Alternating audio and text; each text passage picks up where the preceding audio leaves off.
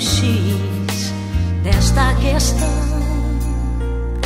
analisando os mínimos detalhes desta situação, enrolado em uma teia de perguntas, se movendo entre o que e o porquê, ajuntando as peças do quebra-cabeça pra depois ver o que vai fazer.